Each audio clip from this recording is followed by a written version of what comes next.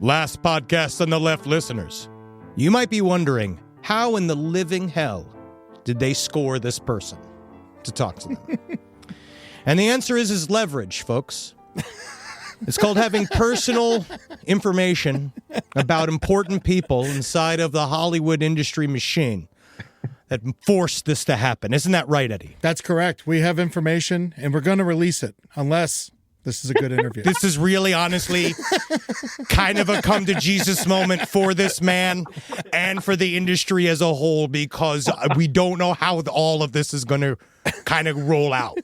So welcome to Last Podcast on the Left. I'm Henry Zabrowski. I'm sitting here with Ed Larson. Hello. And we have an illustrious filmmaker. By far the coolest interview we've ever had. Hey, well, I will say we had Dan Aykroyd once. Yes.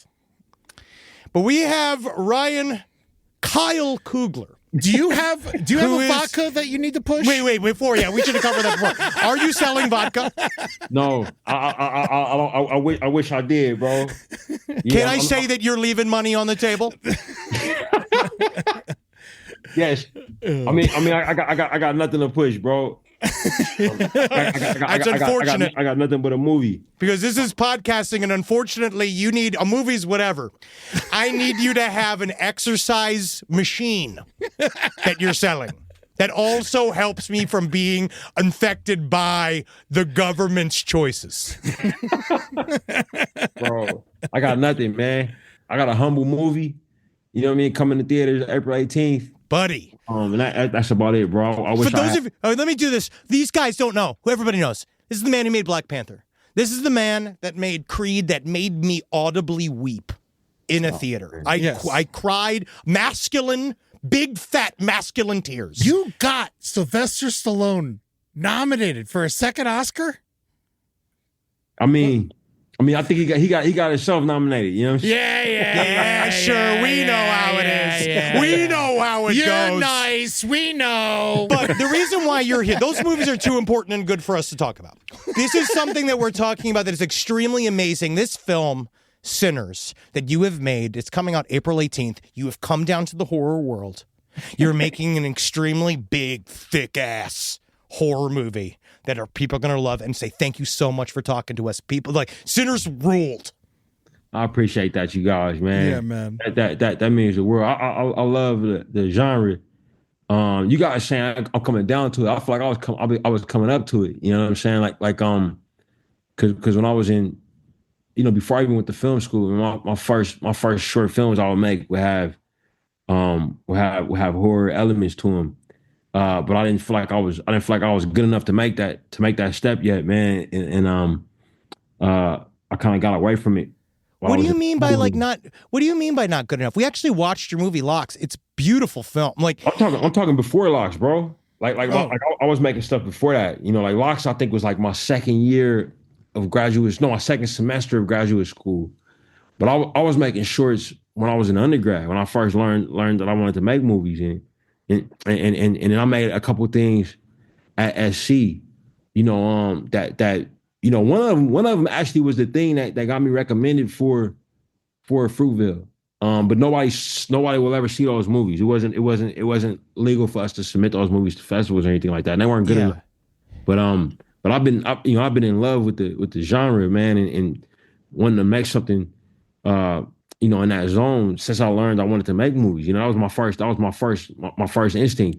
But then, I made Locks. Locks was the first thing I could submit to festivals, based on the rules of the school, and ended up making things more in that, more in that tonality.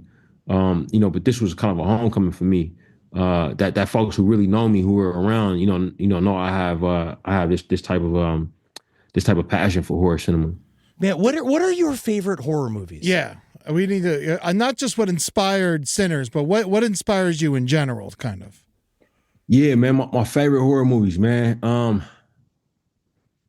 would say number one is The Thing. Yes. Now, do you consider that horror over sci-fi? Yeah, for sure, bro. Yeah. I consider The Thing cosmic horror. It definitely has science fiction elements as well. I must tell you, bro, even though I love genre cinema, I don't like the concept of genre. Like Sure. it annoys me. Like having to classify things, and especially like after making this movie, because I can research and the movie deals with a lot of things, It's drama, action, horror. It's everything. But you're Yeah, unlocking but- something. It's like Hereditary was the first time I remember seeing as an adult seeing a movie, and I was like, horror is drama set on fire, right? Like 100%. I saw Hereditary is a big one for me. I love that movie. Yeah, and so Yeah. when I watched Sinners, the first thing I thought of was truly refreshing about it is because, yes, what you're saying, I see what you're saying. Yeah, it's a horror movie because of the elements that are within it, but all of the stuff feeds what the movie's about. Yes. No, 100%. Like the thing is I always work from the standpoint of knowing what my worst fear is as an artist. And I'm always kind of dealing with that in my movies. You know what I'm saying? Yeah. And in this movie, I dealt with all of them. Like all of my worst fears are in this. I just dumped them all in there. You know what I'm saying? Yeah. But what I was saying about genre was like, in studying for this movie, I was studying Delta blues music, and I discovered that for a long time when the music business was like first commodified in this country, genre itself was a tool of racism. Yeah. Like if a black person sang a song, and then a white person sang the same song, they would put those two songs into two different genres. You know what I'm saying? Like the black song would be called a race record, and then the white person singing the song that might be called bluegrass, Elvis, or like pop, pop, or like it changed to a thing. Exactly, and the music industry, it came before the film industry. You know what I'm saying? Like it's an older industry, so a lot of the film business it follows the whims of music because it's an older industry. You know what I'm saying? Yeah, and that tradition is what causes like certain genres to be kind of like ghettoized. You know what I'm saying? You know what I'm saying? Like, yes. like this genre is beneath this genre. The horror movie is beneath the costume drama. You know what I'm saying? Like this thing. So whenever I hear it with this one and I'm trying to define it, or when I'm trying to like classify a movie like Rosemary's Baby. You know what I'm saying? Yeah, what is, I was thinking about that. What exactly would you call it? Yes, it has horror elements, but it's like it's mostly a drama. Yeah, exactly. Like right. So is it so you realize it becomes, like they had this ridiculous rule that the movie interrogates, like called the one drop rule. Like for human beings, right? In this country at a time when they were trying to put when they trying to stick apartheid on top of humanity. They say, all right, if you got one drop of black blood, now that makes you black. You know what I mean? Which is so absurd when you hear this.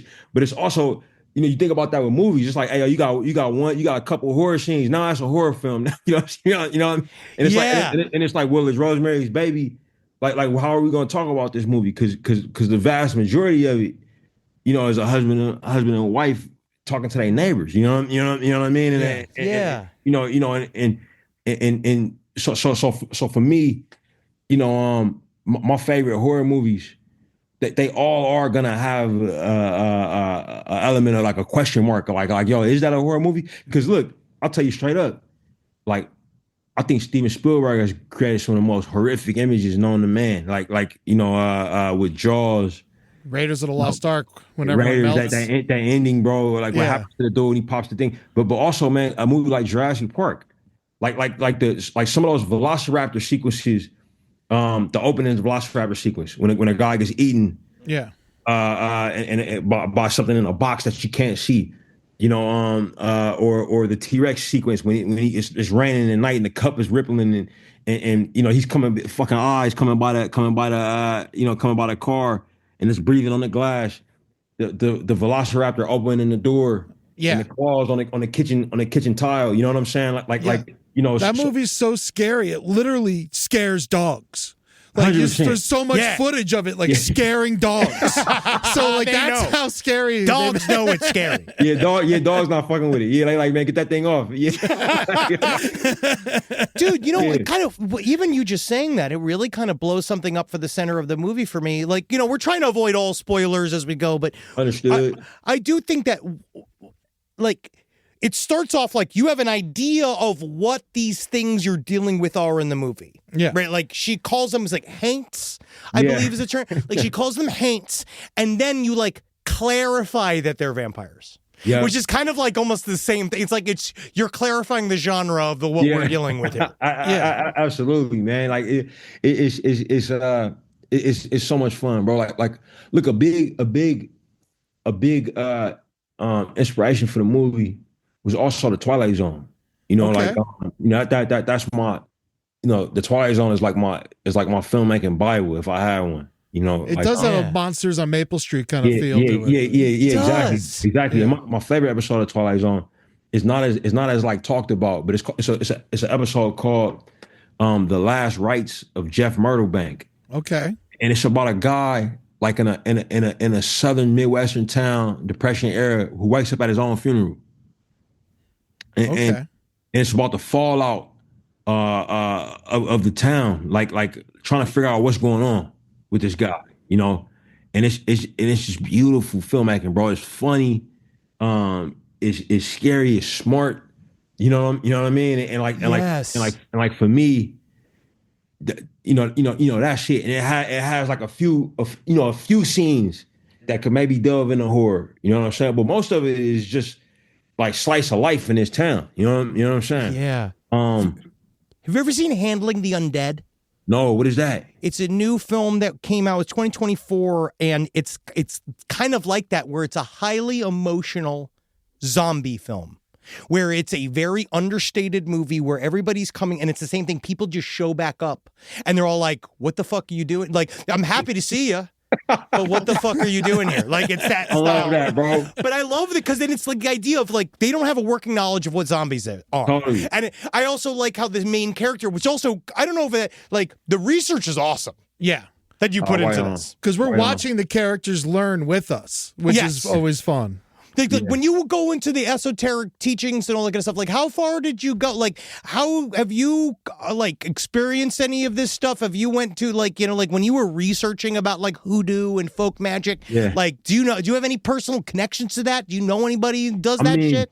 I mean, my wife, who's my producer on this one, she found a consultant for us. Because I'm big on consultants, bro. I work with a lot of consultants when I make movies. Out of fear of just not wanting people to who are knowledgeable about the subject matter we're making to sit in the theater and see us get it wrong on a giant screen. You know what I'm saying? Takes a smart man to ask questions. Yeah. No.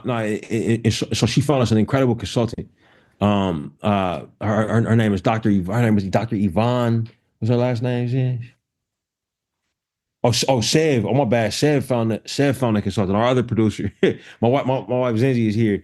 Nice. Hi. Yeah. Hi, Ryan's wife. Yeah. nice to Coogler. What is wrong with Ryan's wife? Sorry. Yeah. Zenzi Coogler is my boss's name. And her the doctor's name was Dr. Yvonne Chereau. Okay. And she read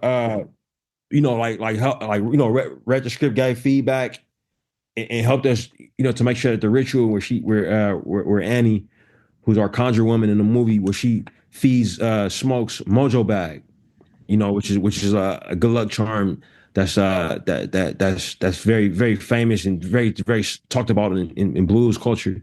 Sometimes it's called a mojo hand. Mm-hmm. Sometimes it's called a Johnny Conqueror.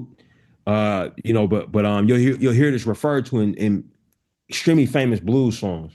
But all of that stuff, I wanted it to be real, man. Like I love it's a lot of filmmakers carrying the torch for that, right? Like Robert Eggers. Yeah, who's your buddy too? A little birdie told us you're friends with him, and you guys are both. Yeah. Robert and I have the same agent, who's an incredible person, bro. Like Craig Castell, who our contact is with, right? Like Walter and Craig. Yes. Oh yeah. Are have been in each other's lives for the better part of a decade, and Craig loves cinema, man, and he loves his job, bro. He really does. So I've been hearing about Robert forever, and you know, we finally got a chance to exchange info, but you know, I love the feeling of a fully realized and tactile world where you can feel that the filmmakers cared. You know, you know, it's a deep history of that, and you know, we wanted the magic in this movie to feel like everything else, like the music, like the dance in the movie. Like we wanted it to feel real and lived in and respected. You know. Yeah, it's beautiful. Yeah, I saw a statement that you made about how you want people to feel like they're in a place, and that when you are trying to make art, that you're trying to bring someone to a place. How you do that? Please, if you could just, how does one do that? Yeah, it's funny, man, because for a long time, film was how I traveled. You know, like watching. I still to this day haven't been to Brazil, but I've seen City of God. You know what I'm saying? So I feel like I've been mentally. I didn't get to New York until I was like 22 years old, and one of my films got into the Tribeca Film Festival. But I felt like I had been in New York all the time, watching like movies like Coming to America and Marty Scorsese movies. You know what I'm saying? You know, so for me, a big part of it. Now that I had this incredible blessing to be able to make movies, I think about that. I say, well, this is how a vast majority of my audience is going to experience Philadelphia. You know what I'm saying? I don't want to fuck this up. Like I don't want somebody who is from Philadelphia to pay a ticket to see what they think is a Rocky movie, and only to realize that, man, we got Philadelphia completely wrong. You know what I'm saying? So they care too. Oh yeah, and they let you know. They let you know in an audible way. Yeah, they're going to say a bunch of horrible words at you if you don't. You know what I mean? So look, bro. Like I'm like 27, 28 years old, and because Fruitvale was my first movie, and that was about my hometown. Like I knew what the Bay Area was. I knew like the back of my hand, right? So it wasn't a concern. But for Creed, I freaked out, bro. Like, cause I realized, like, oh my God, this responsibility is on my shoulders. So one of the first things I did was I took my locations manager and my teamster, my head of the Teamsters, I took them to the side, you know, blocked out 3 hours. I got a map of Greater Philadelphia, like a big proper map, like the size that fill up your ground. And I spent 2.5 hours with them, and just like what's this neighborhood called? Why is it called that? Who is here? You know what I'm saying? Where do I go if I want a cheesesteak? Where do I go if I want to learn how to box? You know what I mean? Like, you know, we went through it for 2.5 hours, marked up the whole calendar. You know what I'm saying? Yeah. And then I remember our head of travel. She was a Black Philadelphian. You know what I'm saying? So I brought her in and was like, hey man, tell me about Philly. You know what I mean? Like, you know, where are you from? Who's from over here? What's going on over there? You know, I got this scene with bikes. Where do I go to do that? You know, and you know, so from there I had I feel like I had a base understanding. I took a picture of that map and I had it on my phone, and I went and scouted and went to these places. You know what I'm saying? And for me it was the same thing for Clarksdale, Mississippi. We you know, Ludwig and my composer and I, we went on the Blues Trail, and we spent days in these places. You know, we ended up shooting in New Orleans, which is very, very close. You know, like But all of the defining characteristics of the Delta, you know, we made sure we were steeped in it, especially my production designer Hannah Bickler. You know, so that we knew how not to you know, what not to shoot in Louisiana. You know what I'm saying? In order to not give ourselves up. Talk with our VFX supervisors to make sure we can maintain the structural integrity of the landscape. You know what I mean? And you know, so all of those things matter, man. You know what I'm saying? Because like, you don't get this music and this culture and these types of people without the place. You know what I'm saying? Like the place is in constant call and response with the people that are there. You know what I'm saying? Yeah. Cool. Can I ask you literally just gave an education to a lot of people that would not know how to do that. There's actually you have very good ideas. Yeah. Now, obviously there's some Robert Johnson influence here in this movie. Yeah, big time. And you do your research and all that. And I got to ask a very last podcast question. How connected was Robert Johnson to the devil? Man, you know, it's funny, bro. Like there's a book that talks about this in depth called Deep Blues by Robert Palmer. And it's a lot of books on Robert Johnson. But what I found out that was so fascinating was that he was not the first person to say this. Like there was a guitarist before him named Tommy Johnson, who was actually the guy who said, "Hey, I sold my soul to the devil. He taught me how to play the guitar." He would go around with a rabbit's foot, you know what I mean? And he would play, and he made some incredible songs. Robert Johnson kind of stole his story, you know. Okay. And when he did that, people knew he was kind of like saying he was the next Tommy Johnson. You know what I'm saying? And it was a lot written about the fact that story is not what you think it is. Like you know, it's like it's an anglicized version of the story that he sold his soul to the devil. Yeah, it was really a deity named Papa Legba, who is a West African deity from the Yoruba tradition that was brought over by enslaved Africans. Who's a different like he's not Satan, you know what I mean? Like he's not involved in Christianity. No, exactly. He's like not involved in Christianity. It's a different deity. You know who's associated with trickery and gifts. But it really is like how I looked at it, you know, is a metaphor for the Faustian deal. You know what I'm saying? Like yes. And that for me, when looking at it, was like, okay, well, this is maybe something that lends itself towards the specificity of vampires when it comes to like the supernatural horror rogues gallery. You know what yes. Like, so that's how you got to vampires. You're like, all right, so you basically were like, this is what's closest. Yes, sir.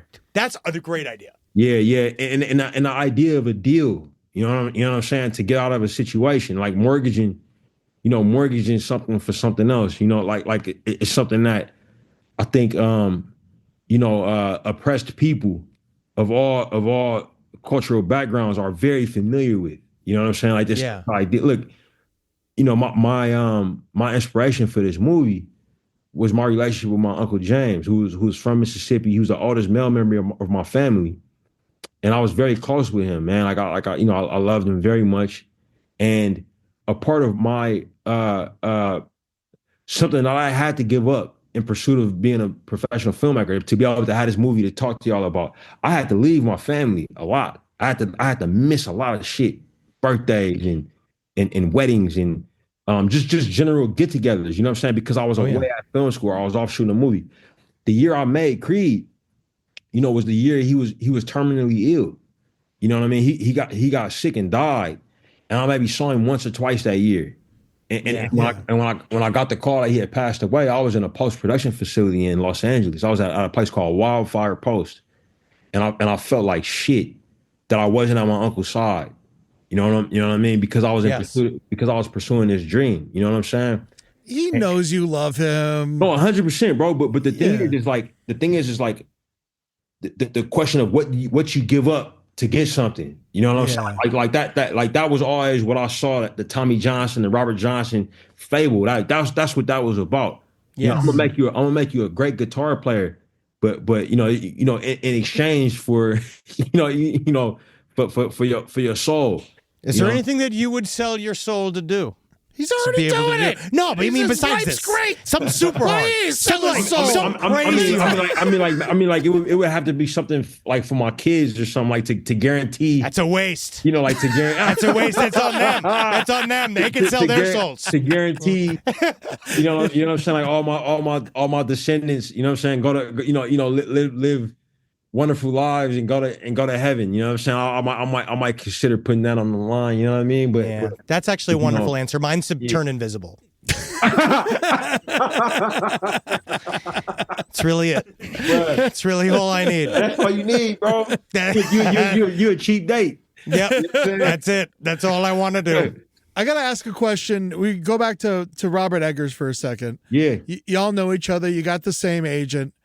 Both of you make vampire movies within a year of each other. What the fuck, bro? Were you like, what the fuck? This is my 20 fucking. That's my vampire year, dude. I mean, what's crazy about him, bro, is he been trying to make that movie forever.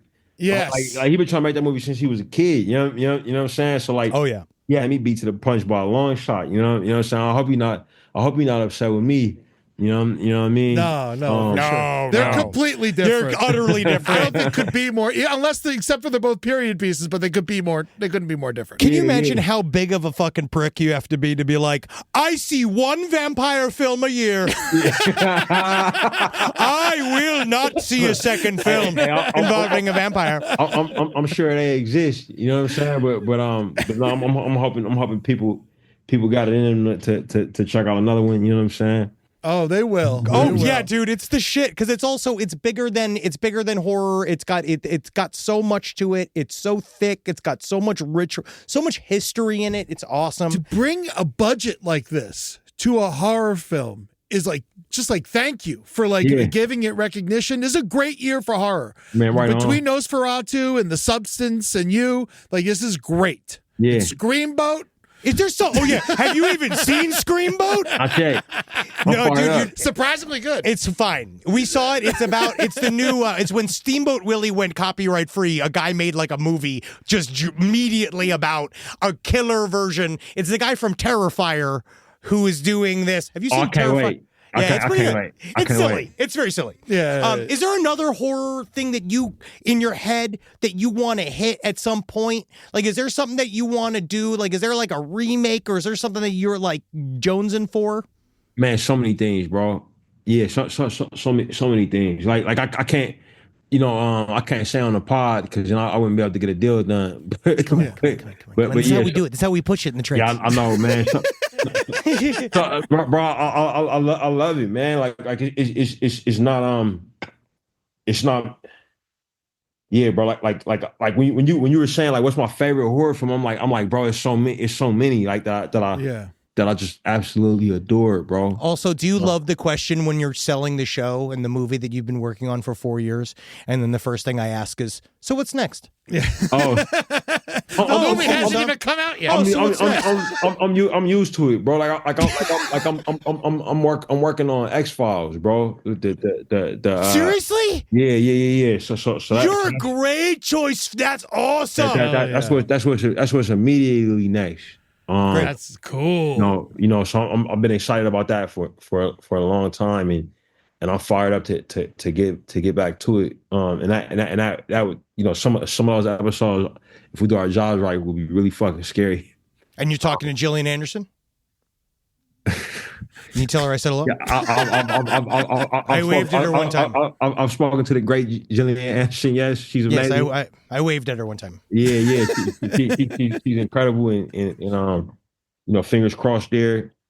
I can't wait to see her in Tron. I just seen a trailer for that. Oh yeah, cool. That's right. She's in Tron. It'll be good. When I spoke to her, she was finishing that up. But yeah, bro, we're gonna try to make something really great, bro. And really be something for the real X-Files fans and Hell today, you know what I'm saying? And maybe find some new ones. Tell you what, we're cruel and we're cutthroat, so just so you know. Just remember that the rest of us, we're actually unsatisfied. Yep. We're angry, and we don't have jobs. So we're gonna all day we're gonna attack you. I'm gonna know how y'all feel, and I understand. Yeah. Obviously, we're excited about the horror movie and totally X-Files. We love our aliens over here. But I got to say, all of your movies, including Creed, are very, music is such a key part of it. Yeah. It's obviously very important to you. Yeah. And I love, I love everything you did with music in Sinners. It was really, especially the one scene was one of the coolest scenes I've ever seen. The audience applauded. Yes. Oh man. The audience applauded at the end of that scene. Yeah. It was a straight up coolest music video I've ever seen. It was very interesting. And then, but you do something that I miss from movies. And especially with Black Panther and Wakanda Forever, is the specialized companion album. Yeah. And that was something that was we saw a lot in the 90s, and stuff like that. And I was recently complaining that it doesn't happen more often. Mm-hmm. And Sinners needs an album. It's coming, bro. Yeah. It's really good. Hell yeah. Really, really, really, really good. It's I think this. I'm biased, obviously, but I think the score is some of Ludwig's best work, and this soundtrack is some of his best work as well in that space. Like, it's incredible, bro. I can't wait for I was saying that as we were watching it. I was like, feels like, because you know what you're doing too, dude, that is amazing, is that it's what you and Robert Eggers are doing, and I mean this, and it's not just because I'm a Hollywood little man, but you guys are doing great stuff for movies because you're making them big and you're making them events. You're making them people. You're putting butts in theaters again, which is going to turn our town back around. You know, because I saw somebody begging for lentils outside of Erewhon the other day, and I was so scared for that woman. There was a woman, and I swear she could have been 20, she could have been 85, but she was on her knees begging for the new, I think they're called ruby lentils at Erewhon. This town needs you.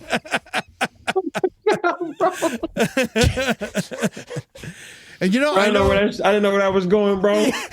Oh, man. It's scary out here. Yo. Okay, Andre 3000, good flute player or not? Fantastic, bro. I saw him in person. We saw him twice. We've seen it twice. We've seen him twice. We love that album. Bro, no, check game. He performed in this venue called The Cave up north in Napa, bro. And I was like, the whole time he was playing, bro, I was like, yo, somebody got to put a movie theater in The Cave. This shit is sick. It was like stone walls and shit. And I was literally gonna ask, like, hey, who got a projector? Because I'm about to throw some shit up. Like, but yeah, man, he makes you feel like you floating, doesn't he? Oh my God, we saw him at the Hollywood Forever at the cemetery? The Masonic. Yeah, we saw it at the Masonic Lodge. It was unbelievable. I thought I was gonna float. Yeah. Hey, can I ask y'all a question? The least coolest people in the room, for sure. Can I ask y'all a question, bro? Yeah. I want y'all to answer with all sincerity, man. Don't give me the fake podcast answer. Give me the real answer, bro. Okay. Would y'all watch Sinners at the Cemetery, bro? Hollywood Forever. Yep. I mean, of course. That's where it belongs. Please. Get it done. Yeah. Okay. Get it done. Yeah, make it happen. Make it happen. We had, I mean, I won't say, and we're a horseshit podcast, and we had 4,000 people at the cemetery. You're gonna that will be an event. It'll be an event. Okay, man. Have someone playing blues, man. Yeah. Have somebody there playing blues. Like, people will freak out. It would be amazing. I bet. We're gonna get to work. We're gonna get to work on that after hopefully a robust. Yeah. Also, I need a George Clinton biopic, by the way. If you could. No one's done it. It just needs to happen at some point. If you at least produce it. Yeah. You know, like that's not a bad idea at all, bro. He's still there. He's still alive. He's he's amazing. Me and Zenzi been listening to a lot of George Clinton, bro. I could tell. Well, obviously referenced. I was today years old when I realized on Atomic Dog, the whole beat, he's panting like a dog. Oh my God. He's hilarious, man. He literally just makes fart noises into instruments. That is Bootsy, right? Bootsy's in the movie. Bootsy's in the movie. I mean, That's a yes. That's a yes. Thank you. That's a yes. I'm not answering that. I'm not answering that, sir. That's fine. So you might want to check out some of the little films this man has made, like Fruitvale Station, Wakanda Forever, Black Panther. You might want to. But if not, check out his newest, incredible, like, honestly, you're going to fucking love it. Sinners. It comes out April 18th everywhere. Go see it in IMAX. Go see it big. Yes. And thank you for the ending, by the way. I've been waiting to see that in the cinema forever, and you did it, and I appreciate it. Thank you. Right on. It definitely had, like, the right amount of the Tarantino kind of thing, and it's like, yeah, fucker, I'm not even going to say it. It has been such a pleasure and an honor talking to you, man. Man, likewise. Thank y'all for having me, man. Best of luck with everything, man. I really appreciate y'all. I'd offer you luck, but you don't need it, my man. You No. keep up everything. You just keep doing what you're doing. Can you offer us luck? He just did. No, good. He just did. That's it. Then I'm done. We're good. Dude, thank you. Mr. Coogler, please. Thank you very much. Have Goodbye, a great Ryan's wife. Bye. Mrs. Coogler. All right, y'all. See you guys. Thank you, man. Be good. Live from your grave. Well, that was fucking cool. Well, what a boring guy. And what a simpleton filmmaker. And I cannot believe that he would do that. Wow, it's amazing. That is really cool. He's great. Literally, the advice. I feel like he smelled good through Zoom. He does. The advice that he put into, like that idea of what you do to make a movie a location is actually solid, crazy advice. Yes, it's That was beautiful. amazing. He's great. Wow. Well, thank you guys so much. April 18th, go see Sinners. Oh, I look at forgot to ask him where to eat in Oakland. Shit. All right, text him. Let's get him back. Call him back. Call him back. Go and check out all of our stuff on Patreon. That's where their money is spent, isn't it? Patreon.com/lastpodcast on the left. And go to LP on the left for all of our various socials. I don't know why. Go to crimewavetc.com/last. Buy tickets to see us on a cruise. It's going to be good. You want that. You want that. His prestigious interview. He just burped during the play. I know. This is the end. I didn't do it while we were talking to him. Well, also, if you're not going to go see Sinners on April 18th, come to our show in Detroit.